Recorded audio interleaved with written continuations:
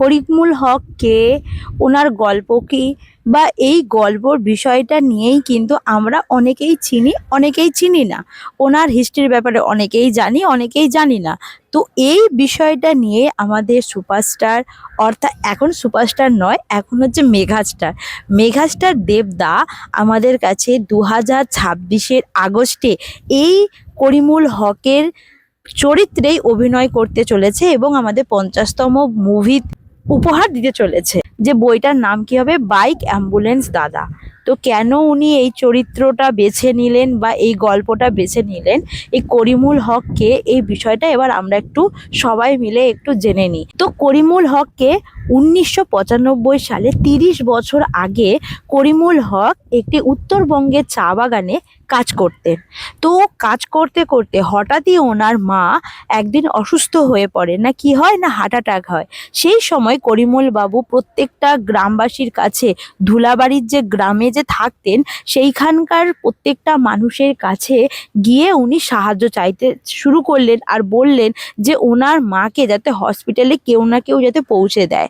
তো সেই সময় কিন্তু কোনো গ্রামবাসী থাকতে কোনো মানুষই সাহায্য করতে পারে না।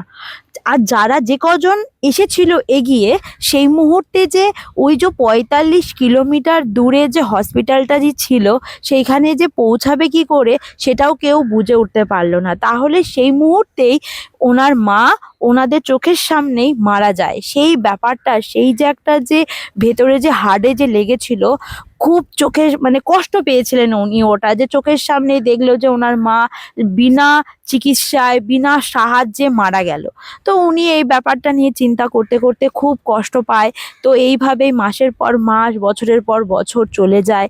তো হঠাৎই একদিন কি করলো, যেহেতু উনি চা বাগানে কাজ করতেন, সেই সুবাদেই কি করলেন, একটা বাইক কিনলেন।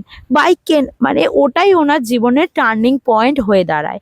তো একদিন এরকমই কাজ করছেন করিমুল বাবু, কাজ করতে করতে, চা বাগানে যেহেতু কাজ করেন আগেই বললাম, তো কাজ করতে করতে হঠাৎই একদিন কি হয় যে ওনার এক সহকর্মচারী অসুস্থ হয়ে মাথা ঘুরে পড়ে যায়।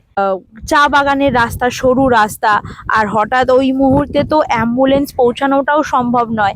আর 30 বছর আগেকার যেহেতু আমি ঘটনা বলছি, সেই সময় তো প্রত্যন্ত গ্রামগঞ্জে তো অ্যাম্বুলেন্স ব্যাপারটাই ছিল না।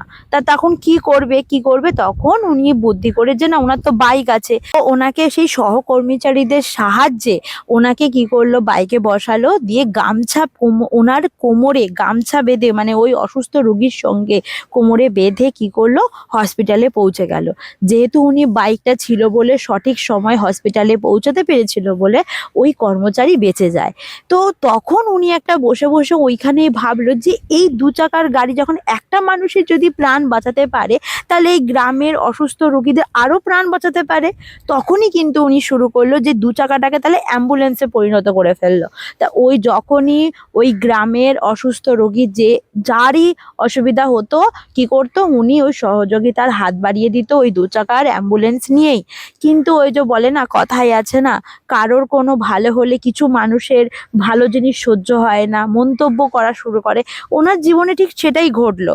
অনেকেই আশেপাশে দিয়ে মন্তব্য করা শুরু করলো যে 2 চাকার গাড়ি অ্যাম্বুলেন্স কি করে তোমার 4 চাকার অ্যাম্বুলেন্সের কাজ করতে পারে, এগুলো কদিনের জন্য করবে, এইভাবেও নানা রকম মন্তব্য করা শুরু করলো।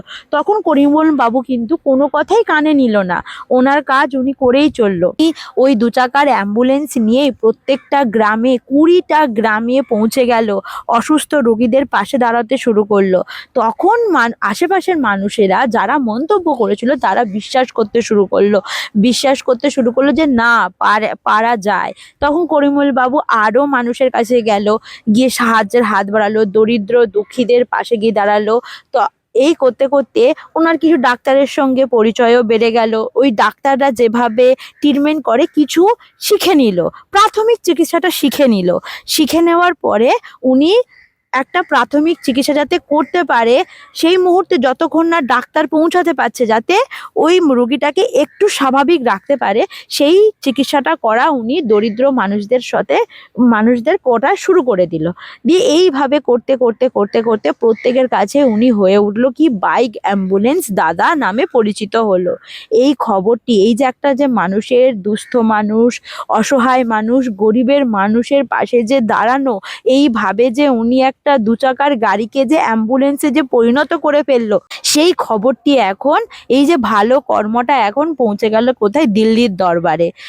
দিল্লি 2017 সালে কি হয়, ওনাকে ডাকা হয়, ভারত সরকার থাকতে পদ্মশ্রী পুরস্কার ওনাকে দেওয়া হয়। এইভাবেই হয়ে ওঠে আমাদের বাইক অ্যাম্বুলেন্স দাদা।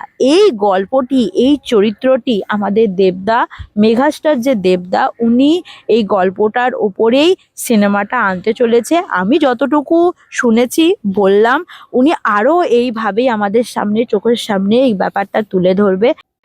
এই চরিত্রটি আমাদের দেবদা 2026-এ উনি ওনার সিনেমা 50তম সিনেমাতে আনতে চলেছে। তো আমরা তো সকলেই দেখবো, তোমরাও অবশ্যই দেখো। তো এই রকমই আরও ভিডিও আসতে চলেছে, বা আরও এরকম ভিডিও আসবে। তো তোমরা সকলেই আমাদের পাশে, তোমাদের কেমন লাগলো অবশ্যই কমেন্ট করে জানিও। Tata, bye bye. দেখা হচ্ছে এরকম কোনো একটা ভিডিওতে। যারা চ্যানেলে নতুন হয়ে আছো তারা অবশ্যই কিন্তু সাবস্ক্রাইব করে দিও আর কমেন্ট করো। Tata, bye bye. দেখা হচ্ছে নেক্সট কোনো ভিডিওতে।